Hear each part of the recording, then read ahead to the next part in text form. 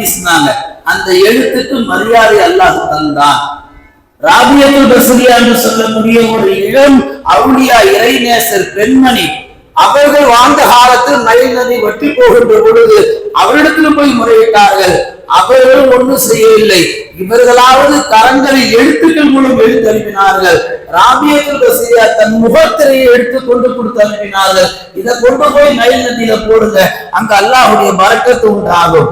இந்த ரெண்டு வரலாற்றை கவனித்து பாருங்க. உமருல்லாவுடைய எழுத்திற்கும் ராபியத்துல் பஸ்ரியாவுடைய அந்த திரைக்கு உண்டான அந்த மதிப்பும் மரியாதையும் இன்னைக்கு காலங்காலமா மஹல்லால எல்லாரும் தொழுதுட்டு இருக்கிறோம். இது போன்ற இயற்கையான பேரழிவு நாட்களில் நாம் கையெழுதி துவா கேட்டால் உண்மையிலே அந்த பேர் வராமலே போயிருமே. அவன் டிவில அப்படிதான் சொல்றான், எங்கேயுமே நகராம இருக்குது, ஒரே இடத்துல இருக்கு, என்ன ஆகும் தெரியல. அவன் சொல்றதும் ஓரம் கட்டிடுங்க. நாம அல்லாட்ட கையெழுந்துனா அது வராம போயிருமே, தடுத்துடலாமே. போன வாரம் ஜும்மால சொன்னது போன்று இந்த உம்மத்திற்கு அல்லாஹ் தந்த பேர் ஆயுதம் துவா மட்டும்தான். நீங்க தொடர்ந்து துவா செய்யுங்கள், அல்லாஹ் அந்த பேரை வராமலே ஆக்கிடுவான். எதனால அழுத்தமாக பேசப்படும் சொன்னா, இது போன்ற இயற்கையான பேரழிவுகளின் மூலம் என்னாக ஏதாக என்று பயந்து நவீனங்கள் விஞ்ஞானங்கள் நாளுக்கு நாள் நடக்க வேண்டிய அந்த கட்டாய கடமைகள் எல்லாம் முடக்கப்படுகின்றன. எத்தனை கல்விக்கூடங்கள் மூடப்படுகின்றன, எத்தனை தொழிற்சாலைகள் மூடப்படுகின்றன, எத்தனை வேலை கடைகள் மூடப்படுகின்றன. காரணம் என்ன? ஒரே ஒரு விஷயம்தான், புயல் வரப்போகுது. அது வந்தா வந்துட்டு போகட்டும், நாம் அல்லாட்ட துவா செய்வோம். நபிகள் நாயகத்துடைய பழக்கம் என்னன்னா, மதீனாவுல ஏதாவது புயல்கள் அடித்தால் பெருமானார் பள்ளிவாசலை நோக்கி வந்து அல்லாட்ட தொழுது துவா செய்வார்கள். இன்னைக்கு நாம என்ன செய்யறோம்? புயல் அடிக்கும் போது பள்ளிவாசல் பக்கம் வராம வீட்லயே உட்கார்ந்து லைவா பாக்குறோம், என்ன நடக்குது ஏது நடக்குது. பெருமக்களே, அல்லாஹ் குர்ஆன்ல தெளிவா சொல்லுவான், 5 விஷயங்கள் நாளை என்ன நடக்கும் என்பதை உங்களில் யாராலும் கணிக்க முடியாது. 2வது செய்தி, கருவறையில் உள்ள நிலைகளை யாராலும் உங்களில் அறிந்து கொள்ள முடியாது. 3வது செய்தி, உங்களில் நாளை யார் என்ன எவ்வளவு சம்பாதிப்பார்கள் என்பதையும் யாராலும் அறிந்து கொள்ள முடியாத செய்தி.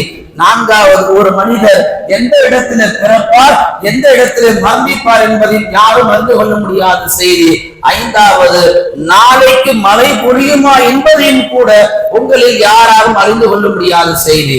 இந்த 5 விஷயத்தையும் அல்லாஹ் அடுத்தடுத்தா பேசுறதுல ஒவ்வொன்றும் என்ன நம்ம ஒழிஞ்சிட்டு இருக்கு, நான் தான் இங்க அப்படின்றோம் அல்லாஹ்.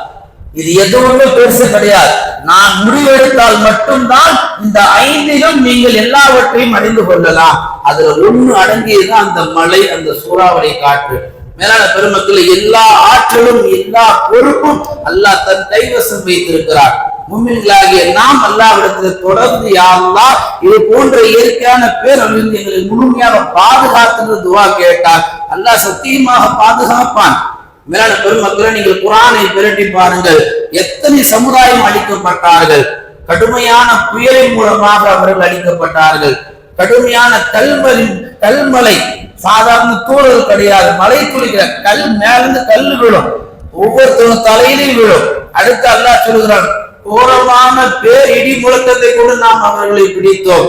அல்லது பூமியில் அவர்கள் நடந்து வருவார்கள், பூமி 2ஆக விரித்து அவர்கள் நாம் உள்ளே இழுத்துக் கொண்டோம். அடுத்து அல்லாஹ் சொல்லுகிறான், அவர்களை நாம் கடலிலே மூழ்கடித்தோம்.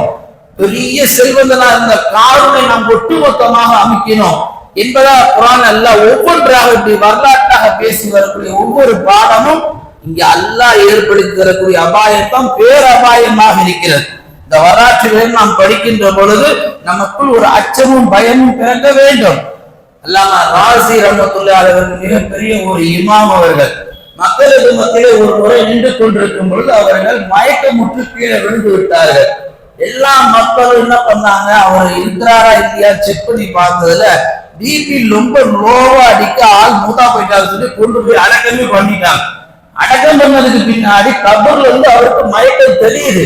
மயக்கம் தெரிய அவர் முடிச்சு பார்க்கிறார், நம்ம ஏதோ குளிர படுத்து கிடக்கிறோம், என்ன எப்படி அல்லாஹ் வெளியே கொண்டு வருவான், வாய்ப்பே இல்லையே. அப்ப அவர் கபூர்ல ஒரு நேர்ச்சை பண்றார், யா அல்லாஹ் என்னை எப்படியாவது நீ வெளியே கொண்டு வந்துட்டீங்கன்னா நான் நினைச்சதை உன்கிட்ட நான் செஞ்சு காட்டுறேன், நான் என்ன நேர்ச்சை பண்ணணும். அந்த கபூர் வழியா ஒருத்தர் கஃன் துணியை சரி செய்ய வந்தவர் என்ன செய்கிறார், கபூர்ல ஏதோ ஒரு சப்தங்கள் வருது அசைவம் சொல்லி கபரை தோண்டி பார்த்தா அல்லாமா இமாம் ராசி ரஹ்மத்துல்லாஹி